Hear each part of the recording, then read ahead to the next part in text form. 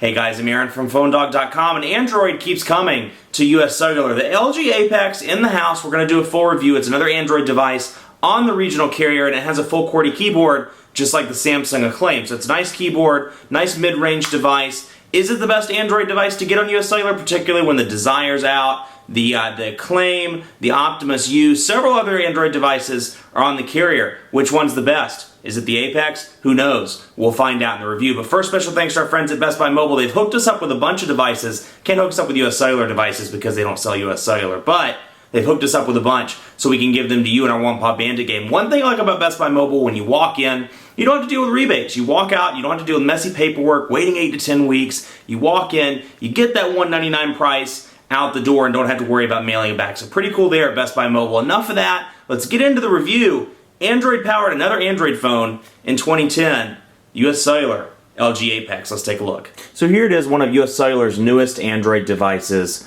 in 2010. Now if it looks familiar, it is. It's the LG Ally, but it's rebranded with some different color schemes, the US Cellular logo, and then a couple other things to make it the US Cellular Apex. So it's the LG Apex with US Cellular, and you can see it's maroon instead of the typical colors of the LG Ally on Verizon. But keyboard still there, 3 megapixel camera still there. Other specs include 600 megahertz processor, Android 2.1, 3.2 inch LCD display, and loads of fun as well. You can see on the bottom typical 4 Android capacitive buttons: menu, home, back, and search, and then physical send and end keys, which those are cool to have down there. You know, now if you remember my review of the LG Ally a couple of months back and the event when I was there in New York City, it was a laggy device. It was laggy out of the gate. I thought it was laggy when I reviewed it, and unfortunately, you know, my testing with the Apex, it exhibits the exact same thing, or exact same issues. That said, you know, if you're looking for a first-time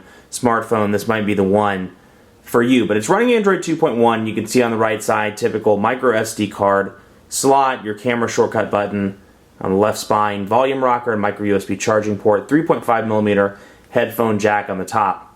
Now the difference with this one, excuse me, is it's running a couple of LG customizations that weren't on the Apex or weren't on the Ally when it came out. You can see some LG customized widgets like the Charlotte weather widget up here.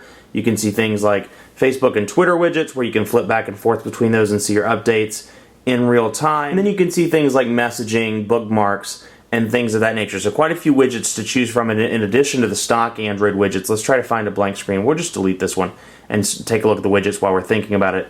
In here you see some LG customized ones: alarm clock, battery life, which is one that I've installed, bookmarks, calendar, dual clock, Facebook, typical Google ones like Latitude, but then you have LG Socialite, which is their social aggregation software where you can pool your Facebook and your Twitter things together. It's actually the widget we just deleted.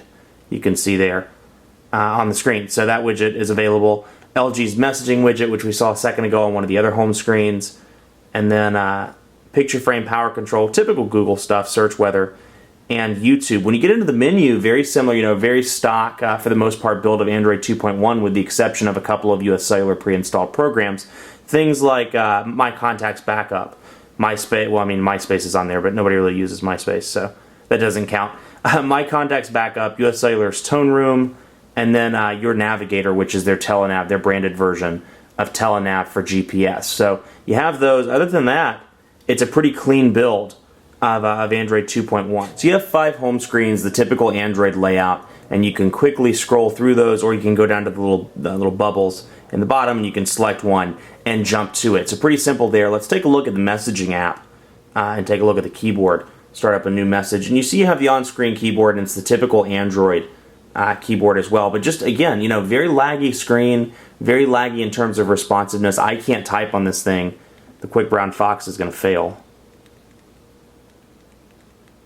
So you can just see, I mean, just terrible typing experience, in my opinion. Now, the physical QWERTY, on the other hand, it's a 4-row physical QWERTY with a D-pad over here, and then you have your home and your menu, and then back shortcuts at the top as well. It's a pretty decent keyboard. I don't know that I care that much for the raised buttons. Let me wait for that to focus in. It's definitely tactile and definitely feels good, but you know, when you look at that versus something like a G2, the keyboard on the G2, or the Droid 2, or some of these other high-end smartphones, it's a much better experience on the keyboard front. Now that said, you know, these are $200 devices and this is $79.99 after an $80 mail-in rebate. So something to keep in mind there, but still it's pretty decent. And you can see, I'll jump back here. Let's start where we left off. The Quick Brown Fox. Fox needs a beer. Quick Brown Fox needs a beer. So you can see, quick and easy to type on. The keys are curved depending on what side you're typing on. If you're typing on this side, they're raised that way. If you're typing on the right side, they're raised slightly that way. Now, one of the frustrations I have with these keyboards, and I've called it out in a bunch of videos, I can't stand when it's not a dedicated spacebar. The spacebar is down with the letters. So, a typical computer keyboard, you're used to having a row down here with Control, Option, Command, Space, things of that nature. On this, you don't. It goes straight back to the letter. So it's a little bit frustrating to use something like this versus something like the Epic 4G or like the T-Mobile G2. Again, I hate to keep bringing that back in because it's not a dogfight, but you get the idea of having a dedicated row versus the one with letters. So frustrating there. It may not bother you guys, but it was might bother some of you, but it frustrated me. The D-pad's down here as well, and then you can navigate through the menu from these. You can scroll back. You can hit OK. Scroll back. And go to home. And so you can do a lot from the keyboard. You can scroll around using the D-pad, and you can go through your icons, and you can individually open, let's say, the gallery, bring that up. And when I want to go home, I can click home. So you can do a lot of navigation without closing the device, or if you want to keep it compact, you can do it like that. So on the topic of messaging, let's take a look at the Gmail application. And because this is running Android 2.1, it's not running 2.2 or 2.3. It doesn't have the updated Gmail app that you've seen in past videos if you've been watching the Nexus S or the Evo 4G or the Epic or any of those updates where it shows off the new Gmail. You can see, for example, we'll go into Google Buzz here, and you can see the header is the old style header, and it doesn't move with you. It doesn't have the shortcut buttons on the top right-hand corner, and when you go up, it doesn't stay at the top like the headers in 2.2 and 2.3. It's not able to be downloaded from the Android market on Android 2.1. So it's not a huge deal, and again, if you're not coming from Android 2.2, I guess you can't miss what you didn't have in the first place. But reviewing these devices, you kind of hope that some of these programs will be backtracked even further back, like 2.1, 1.6, 1.5. So, excuse me.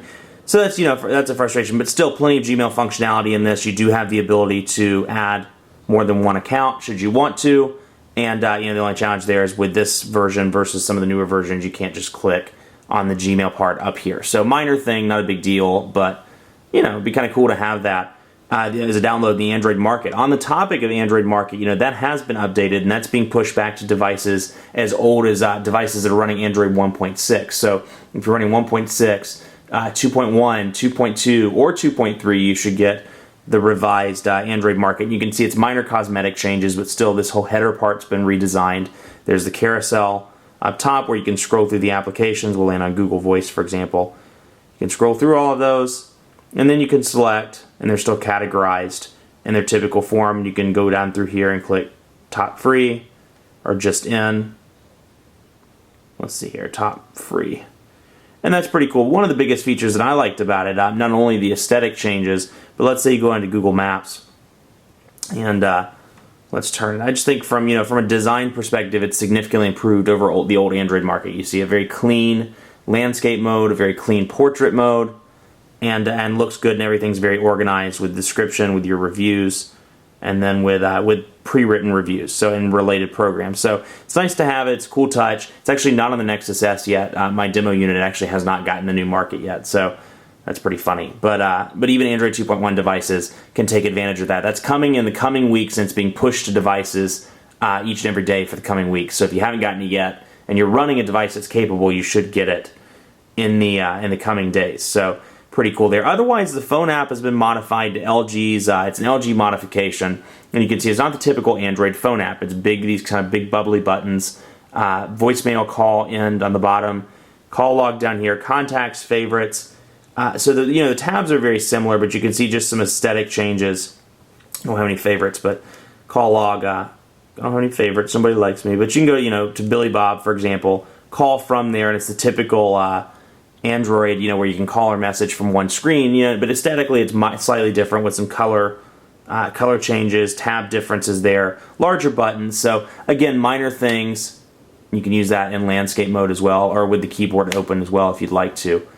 But Not huge, but again, with those LG customizations, it's some new things that you didn't see on the older one, even though that was on the Ally. But some minor new things and things you don't see, on some of the other Android 2.1 devices. LG's done a pretty decent job. I do have to give them kudos for one thing. I don't care for the lag of this device, but it's nice to see some customizations where it doesn't completely destroy the Android experience. You can see up top, it's still the gray bar. It's still the kind of drab color over here. Messaging is still the stock messaging app. It's not like TouchWiz where it's a modified messaging app. So some nice touches there, and it's they've done a good job of preserving it, but adding their own little tweaks and things like that.